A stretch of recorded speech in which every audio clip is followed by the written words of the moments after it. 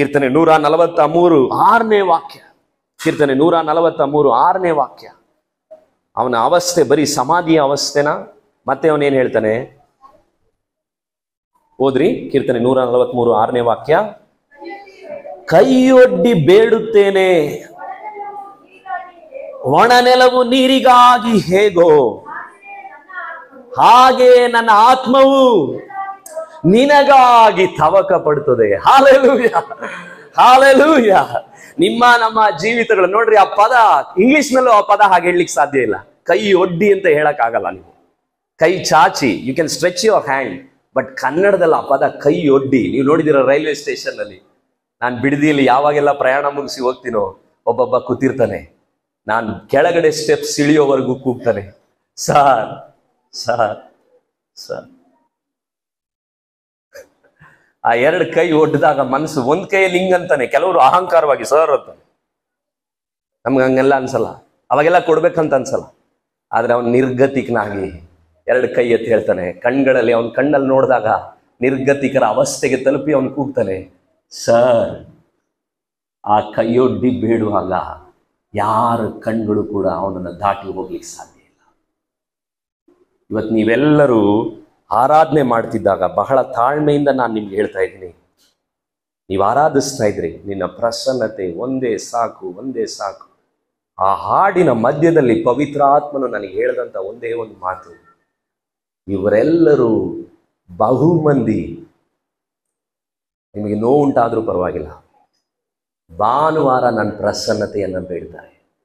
ಸೋಮವಾರದಿಂದ ಶನಿವಾರದವರೆಗೂ ಅನೇಕರು ಇಲ್ಲಿರುವವರು ದೇವರ ಪ್ರಸನ್ನತೆಯನ್ನು ವೈಯಕ್ತಿಕವಾಗಿ ಬೇಡ್ತಾ ಇಲ್ಲ.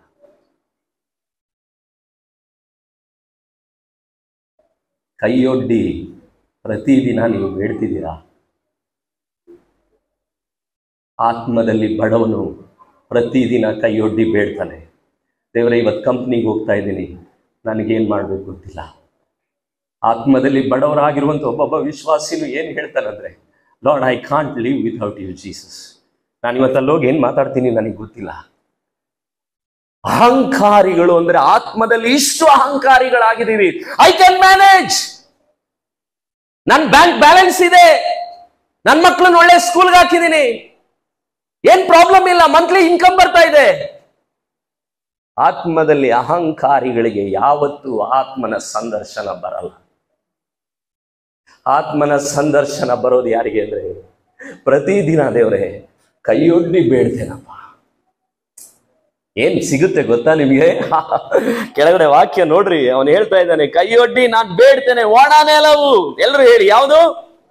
ಒಣ ನೆಲವು ನೀರಿಗಾಗಿ ಹೇಗೆಯೋ ಹಾಗೆ ನನ್ನ ಆತ್ಮವು ನಿನಗಾಗಿ. ಪಕ್ಕದಲ್ಲಿರೋರು ಹೇಳ್ಬೇಕು ನೀವು, ಒಣಗಿರೋ ಸೌದೆಗೆ ಬೇಗ ಬೆಂಕಿ ಎತ್ಕೊಳ್ಳುತ್ತೆ, ಅದು ಬಿಡದಿಲ್ಲ ಆದ್ರೂ ಸರಿ, ಅಂಕೋಲದಲ್ಲಾದ್ರೂ ಸರಿ. ಹೇಳ್ರಿ ಆ ಮಾತನ್ನ, ಒಣಗಿರೋ ಸೌದೆಗೆ ಬೆಂಕಿ ಬೇಗ ಹತ್ಕೊಳ್ಳುತ್ತೆ ಅಲ್ವಾ? ನಿಮ್ಮೂರಲ್ಲಿ ಒಣಗೆದೇ ಬೇಕಾಗಿರಲಿಲ್ಲ, ಓದು 2-3 ತಿಂಗಳಿಂದ ಬಂದು ನಿಂತ್ರೇನೆ ಸುಟ್ಟು ಹೋಗ್ಬಿಡ್ತದೆ, ಬೆಂಕಿನೇ ಬೇಡ, ಎದುರೋಡೋಗ್ಬಿಡ್ತಿದ್ದೆ ನಾನು. ಯಾಕೆ ಹೇಳ್ತಿದ್ದೀನಿ ಅಂದ್ರೆ, ಒಣಗಿದ್ದೀರಾ. ಇವತ್ತು ಬೆಳಿಗ್ಗೆ ನೀವೇ ಕ್ಯಾಂಡಿಡೇಟ್. ಕೆಲವರು ಹೇಳ್ತಾರೆ, ಪವಿತ್ರಾತ್ಮನ ಸಂದರ್ಶನ ಯಾವಾಗ ಬರ್ತದೆ? ನನ್ನ ನಡೆಸಿದಂಥ ಆತ್ಮಿಕ ಸೇವಕರು ಅವ್ರ ಮಗನಿಗಾಗಿ ಆತ್ಮಿಕವಾಗಿ ಬಹಳ ಕಣ್ಣೀರಿಂದ ಪ್ರಾರ್ಥನೆ ಮಾಡ್ತಾರೆ. ಅವ್ರ ಮಗ ಲೋಕದಲ್ಲಿ ಏನೇನೋ ಮಾಡ್ತಾನೆ ಇದ್ದ, ಅವನಿಗೆ ಯಾವುದ್ರಲ್ಲೂ ಸುಖ ಸಿಗ್ಲಿಲ್ಲ. ಒಂದ್ ದಿವಸ, ಇದು ಎಲ್ರಿಗೂ ನಡೆಯುತ್ತೆ ಅಂತ ಗೊತ್ತಿಲ್ಲ, ಅವ್ರ ಮಗ ಚರ್ಚಿಗೆ ಹೋದ. ಅವನು ಹೇಳ್ತಾನೆ ನನಗೆ, ಅಣ್ಣ ಎಲೆಕ್ಟ್ರಿಕ್ ವೈರ್ನ ಯಾರೋ ಒಂದು ಬಾಡಿಲಿ ಬಿಟ್ಟ ಹಾಗೆ ನನ್ನೊಳಗಡೆ ಒಂದು ಪಾಸ್ ಆಯ್ತಣ್ಣ. ಎದೆ ಹೊಡ್ಕೊಂಡು ಪಾಪದ ಅರಿವು ಬಂದು ಅಳಕ್ ಸ್ಟಾರ್ಟ್ ಮಾಡ್ಬಿಟ್ಟೆ. ಯಾಕೆ? ಅವರ ತಂದೆ ಪೊಂಡ್ರಾಜ್ ನನ್ನನ್ನು ನಡೆಸಿದಂತ ಆತ್ಮಿಕ ನಾಯಕ ಮೊಣಕಾಲೂರಿ ಮೊರೆ ಇಡ್ತಾ ಇದ್ನು ಹಗಲು ರಾತ್ರಿ, Lord visit my son, visit my son, visit my son. ನೀವು ಪ್ರಾರ್ಥನೆ ಮಾಡ್ತಿದ್ರೆ ನಿಮ್ಗೆ ಗೊತ್ತಿಲ್ಲ ನಿಮ್ಮ ಮಕ್ಕಳುಗಳನ್ನ ದೇವರು ಎಲ್ಲಿ ಸಂದರ್ಶಿಸ್ತಾನೆ ಅಂತ. ನಿಮ್ಗೆ ಅರಿವಿಲ್ಲ. ಒಂದ್ ವೇಳೆ ಅವನು ಯಾವುದೇ ಒಣಗಿದ ಸ್ಥಿತಿಯಲ್ಲಿ ಇದ್ರೂ ಕೂಡ ಒಂದ್ ದಿವಸ ದಿಢೀರಂತ ದೇವರು ಮುಟ್ಬಿಡ್ತಾನೆ. ಅದಕ್ಕೆ ಒಣಗಿದ ಸೌದೆಗಳಿಗೆ ಬೆಂಕಿ ಹಚ್ಕೊಳ್ಳುವ ಹಾಗೆ ಒಣ ನೆಲಕ್ಕೆ ಪವಿತ್ರಾತ್ಮನ ಸಂದರ್ಶನ ಬಹಳ ಬಹಳ ಮುಖ್ಯ. ಎರಡನೇದಾಗಿ ನಾನು ನಿಮ್ಗೆ ಹೇಳ್ತಾ ಇದ್ದೀನಿ, ಆತ್ಮನ ನಡೆಸುವಿಕೆ ಯಾವಾಗ ಬರ್ತದೆ ನಿಮಗೆ? ಎಲ್ಲರೂ ಹೇಳಿ, ಒಣಗಿದ ಅವಸ್ಥೆಯ ನಡುವೆ. ಯಾವಾಗ? ಒಣಗಿ. ಯೆಹೆಜ್ಕೇಲ 37ನೇ ಅಧ್ಯಾಯ ನೋಡ್ರಿ, ಯೆಹೆಜ್ಕೇಲ 37ನೇ ಅಧ್ಯಾಯ. ಇದು ಕೂಡ ನಿಮ್ ಲೈಫ್ ನಲ್ಲಿ ನಡೆಯುವ ಪ್ರವಾದನೆನೆ. ಆಮೇಲೆ ಹೇಳ್ತೀರಾ? ಹೇಳ್ಬಿಟ್ಟಿದ್ದೀರಾ ಈಗ ಆಮೇನ್ ಅಂತ. ಆಮೇಲೆ ನಾನು ಬೇರೆ ಏನಾದ್ರು ಹೇಳಿದ್ರೆ ಮತ್ತೆ ತಿರುಗಿಸುವಂಗಿಲ್ಲ ವಾಕ್ಯ. ಎಸ್ಕೇಲ 37 1ನೇ ವಾಕ್ಯ. ನಾನು ಯೆಹೋವನ ಹಸ್ತ ಸ್ಪರ್ಶದಿಂದ ಪರವಶನಾಗಿ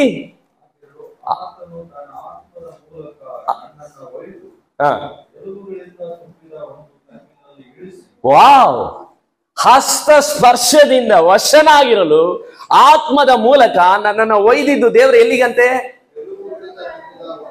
ನೀವೆಲ್ಲರೂ ಆಮೇಲೆ ಹೇಳಿದ್ದೀರಾ, ಈಗ ಮಾತು ತಿರಸ್ಕರಿಸಂಗಿಲ್ಲ. ಪವಿತ್ರಾತ್ಮನ ಸಂದರ್ಶನ ನಿಮಗೆ ಬೇಕಂದ್ರೆ ಯೆಹೋವನ ಹಸ್ತ ನಿಮ್ಮನ್ನ ನಡೆಸೋದು ಹಚ್ಚ ಹಸಿರಾದ ಜಾಗಕ್ಕಲ್ಲ. ಎಲ್ಲಿಗೆ ನಡೆಸುತ್ತೆ? ಇದು ಯಾರಿಗೂ ಬೇಕಾಗೇ ಇಲ್ಲ. ಯೇಸು ಸ್ವಾಮಿಯ ಜೀವಿತವನ್ನ ನಾನು ಧ್ಯಾನ ಮಾಡ್ತಾ ಇದ್ದೆ. ಪವಿತ್ರಾತ್ಮನಿಂದ ತುಂಬಲ್ಪಟ್ಟು ಅಡವಿಗೆ ಹೋದನು. ಯೋಹಾನನು ಪವಿತ್ರಾತ್ಮನಿಂದ ತುಂಬಲ್ಪಟ್ಟು ಪತ್ಮಸ್ ದ್ವೀಪಕ್ಕೆ ಹೋದನು. ಯೆಹೆಸ್ಕೇಲನು ಗೆಬಾರ್ ನದಿಯ ಹತ್ತಿರಕ್ಕೆ ಹೋದನು. ಅಲ್ಲಿ ಸೆರೆಯಾಳುಗಳು ಇರ್ತಾರೆ, ಅಲ್ಲಿ ಅವ್ರ ಜೊತೆ ಕುತ್ಕೋಬೇಕಾಗಿತ್ತು. ಎಲ್ಲಾ ಸತ್ಯವೇದದ ಭಕ್ತರುಗಳನ್ನ ದೇವರು ಹಸ್ತ ಸ್ಪರ್ಶದಿಂದ ಕರ್ಕೊಂಡು ಹೋಗಿದ್ದು ಎಲ್ಲಿಗೆ? ಅಡವಿಗೆ. ಎಲ್ರು ಹೇಳಿ, ಅಡವಿಗೆ, ಒಣಗಿದ ಎಲುಬುಗಳಿಗೆ. ಆ ಜಾಗಕ್ಕೆ ನಾನ್ ಮಾತ್ರ ಹೋಗಲ್ಲ. ಯೆಹೋವನ ಹಸ್ತ ಬೇಕು ನಮ್ಗೆ. ಕರ್ತನ ಹಸ್ತ ಅಂದಿದ ತಕ್ಷಣ ಹಂಗೆ ಹಿಡ್ಕೊಂಡ್ಬಿಡ್ತಾರೆ ವಿಶ್ವಾಸಿಗಳು, ನನಗೆ ಆ ವಾಗ್ದಾನ ಅಂತ. ಎಲ್ಲಿ? ಒಣಗಿದ ಎಲುಬುಗಳಿಗೆ. ಯೆಹೋವನ ಹಸ್ತ ಸ್ಪರ್ಶ ಇರುವಂತ ಪ್ರತಿಯೊಬ್ಬ ದೇವರ ಸೇವಕರು ನಾನು ನೋಡಿದ್ದೀನಿ, ಒಣಗಿದ ಸ್ಥಳಗಳಲ್ಲಿ ದೇವರವ್ರನ್ನ ಕರ್ಕೊಂಡು ಹೋಗ್ಬಿಡ್ತಾರೆ.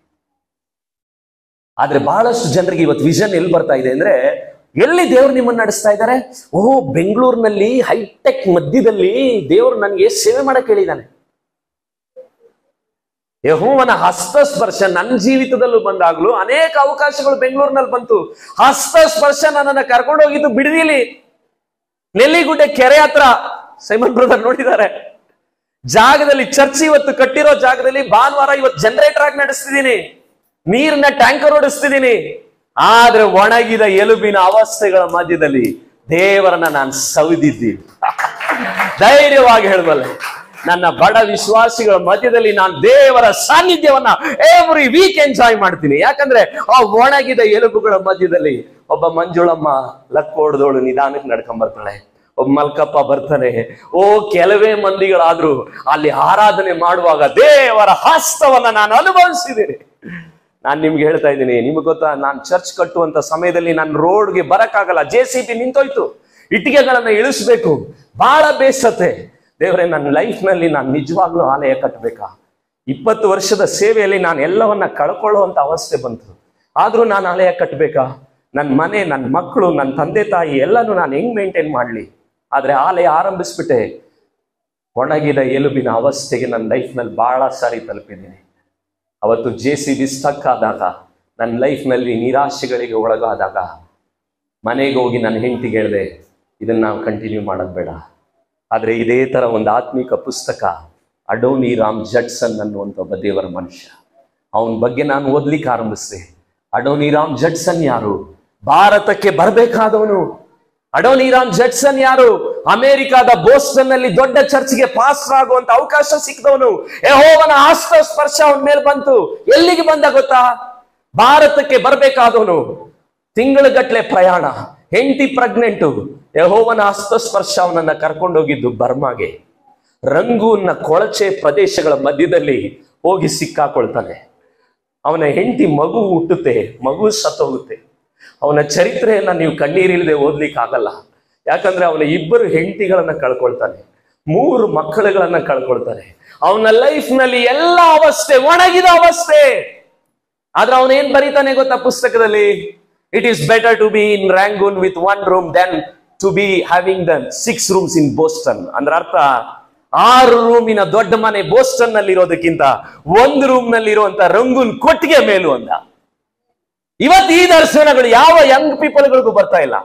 ಇವತ್ತು ನಾನು ಹೇಳ್ತಾ ಇದ್ದೀನಿ, ಕರ್ನಾಟಕದಲ್ಲಿ ಒಂದು ರಿವೈವಲ್ ಬರ್ಬೇಕು. ನೀವು ಪ್ರಾರ್ಥನೆ ಮಾಡ್ಬೇಕು. ಹೆಂಗಂದ್ರೆ, ದೇವರೇ ಹಸ್ತ ಸ್ಪರ್ಶ ಬರ್ಬೇಕು, ಎಲ್ಲರನ್ನು ಕದಲಿಸ್ಬೇಕು ದೇವ್ರೆ ಅಂತ ಹೇಳ್ಬೇಕು.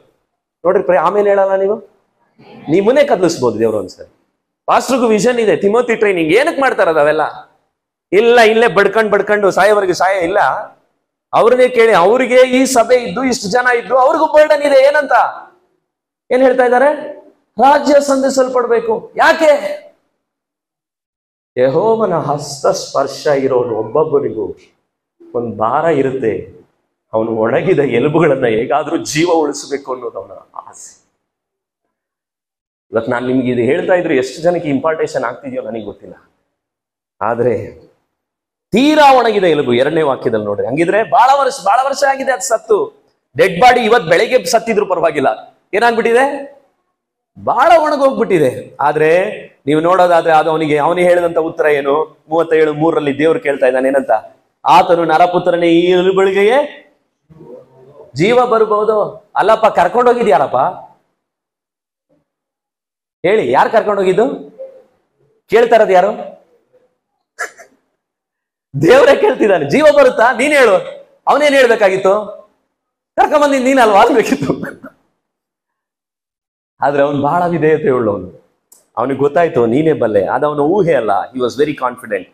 ಆವತ್ತಿನ ಕಾಲದಲ್ಲಿ ಇಸ್ರಾಯೇಲಿಯರು, ಯಹೂದ್ಯರುಗಳು ಯುದ್ಧಗಳಾದಾಗ ಅವರ ಹೆಣಗಳು ಸತ್ತಂತ ಹೆಣಗಳನ್ನ ಬಟ್ಟೆ ಸುತ್ತಿ ಗೌರವಪೂರ್ವಕವಾಗಿ ಸಮಾಧಿಯಲ್ಲಿ ಇಡ್ತಾರೆ. ಆದ್ರೆ ಇಲ್ಲಿ ಹಾಕಿರುವಂತ ಎಲುಬುಗಳನ್ನ ಪಕ್ಷಿಗಳು ಬಂದು ತಿನ್ನೋ ಮಟ್ಟಕ್ಕೆ ಹಾಗೆ ಬಿಸಾಕ್ ಹೋಗಿದ್ದಾರೆ. ಅಂತಹ ಸ್ಥಿತಿಗಳ ಮಧ್ಯದಲ್ಲಿ ಯಹೂದ್ಯರ ಆರ್ಮಿಯನ್ನ ದೇವರು ಎಬ್ಬಿಸ್ತಾನ. ಯೆಹೆಜ್ಕೇಲನಿಗೆ ದೇವರು ಹೇಳ್ತಾ 6ನೇ ಅಧ್ಯಾಯ 2ನೇ ವಾಕ್ಯದಲ್ಲಿ ಇದೇ ಯೆಹೆಜ್ಕೇಲನು ಯಾರಿಗೆಲ್ಲ ಮಾತಾಡಿದಂತ ವ್ಯಕ್ತಿ ಗೊತ್ತಾ? 6ನೇ ಅಧ್ಯಾಯ 2ನೇ ವಾಕ್ಯ ಬೇಗನೆ ನಾನು ನಿಮಗೆ ತೋರಿಸ್ತೇನೆ. 6:2 ಅವನು ಹೇಳ್ತಾನೆ, ಬೆಟ್ಟಗಳಿಗೆ ಅಭಿಮುಖನಾಗಿ ನಿಂತು ಅವುಗಳನ್ನ ಕುರಿತು ಈ ದೈವೋಕ್ತಿಯನ್ನು ನೋಡಿ. ಬೆಟ್ಟಗಳಿಗೆ ಮಾತಾಡ್ದವನ್ರಿ ಇವನು. ಮತ್ತೆ 20ನೇ ಅಧ್ಯಾಯ 46 ಅಲ್ಲಿ ಯಾರಿಗೆ ಮಾತಾಡ್ದವನವನು? 20:46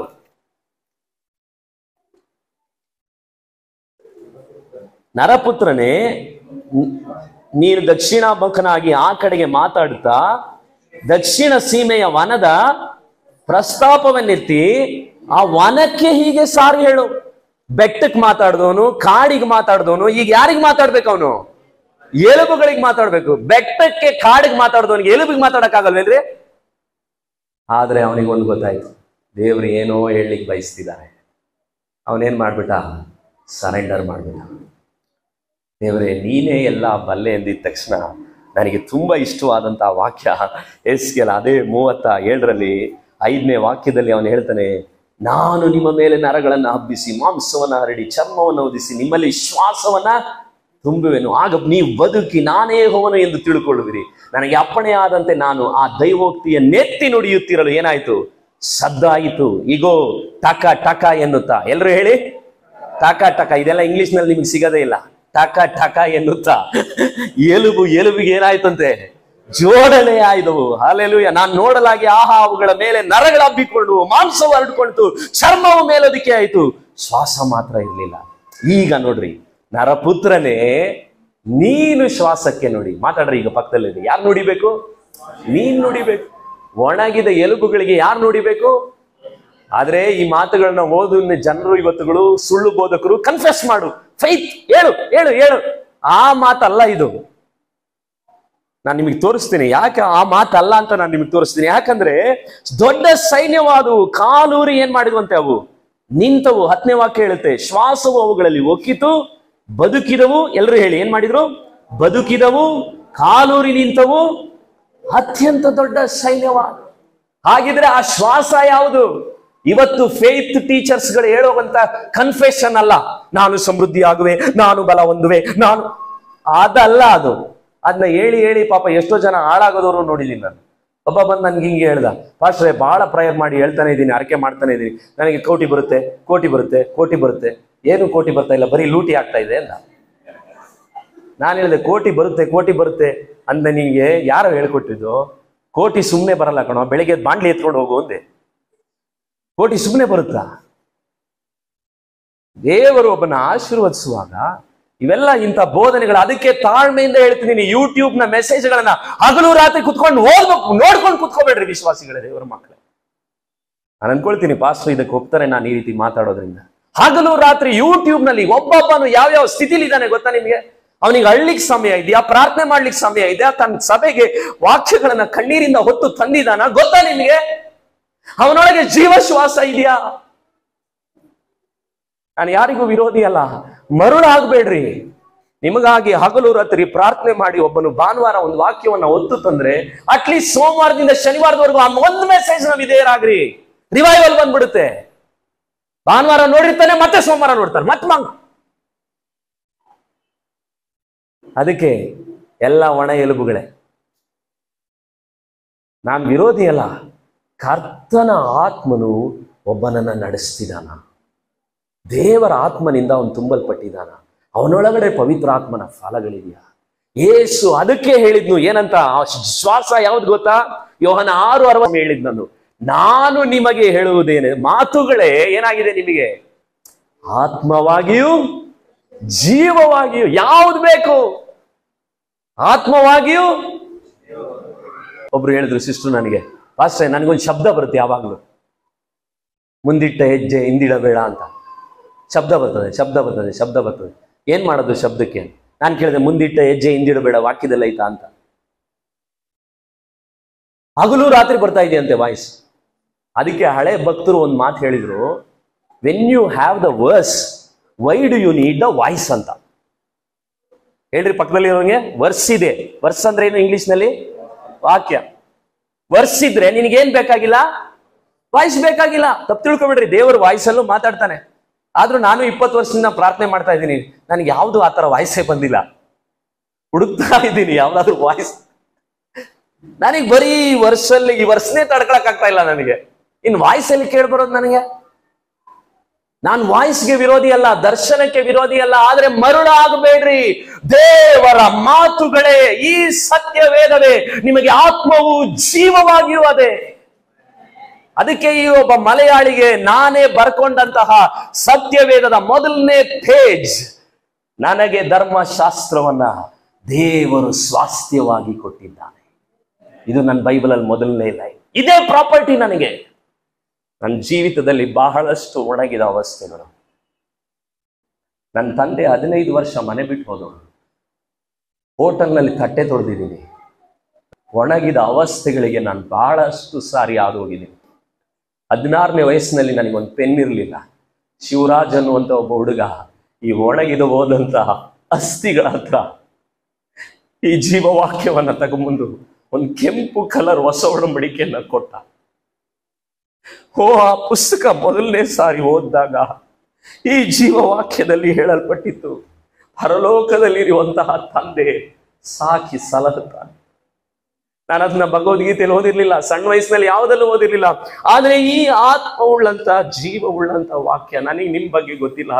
ನನ್ನ ಲೈಫ್ ನಲ್ಲಿ ಬಹಳಷ್ಟು ಸಾರಿ ಈ ಬೈಬಲ್ ಅನ್ನ ನಾನು ತಪ್ಕೊಂಡು ಹೇಳಿದ್ದೀನಿ. ನನ್ನ ಲೈಫ್ ನಲ್ಲಿ ದೇವರೇ, ಈ ಪುಸ್ತಕ ಮಾತ್ರ ಎಂದು ನನ್ನಿಂದ ನೀನ್ ತೆಗಿಬೇಡ. ಯಾಕೆ ಹೇಳ್ತಿದ್ದೀನಿ?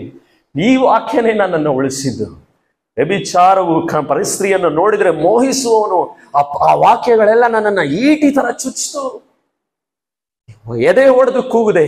15 ವರ್ಷ ಬಿಟ್ಟು ಹೋಗಿದ್ದಂತ ನಮ್ಮಪ್ಪ ಒಂದ್ ದಿವಸ ಮಧ್ಯರಾತ್ರಿ ಬಂದು ಬ್ಯಾಗ್ ಅನ್ನ ತೆಗಿತಾರೆ.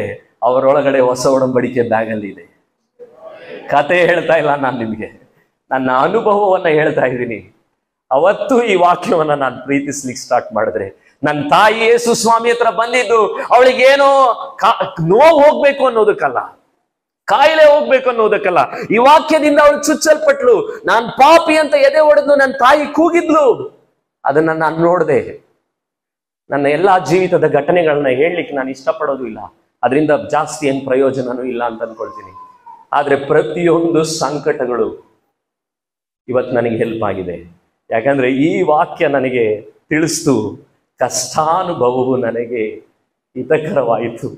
ಅದರಿಂದ ನಾನು ನಿನ್ನ ನಿಬಂಧನೆಗಳನ್ನ ಕಲಿತೆ.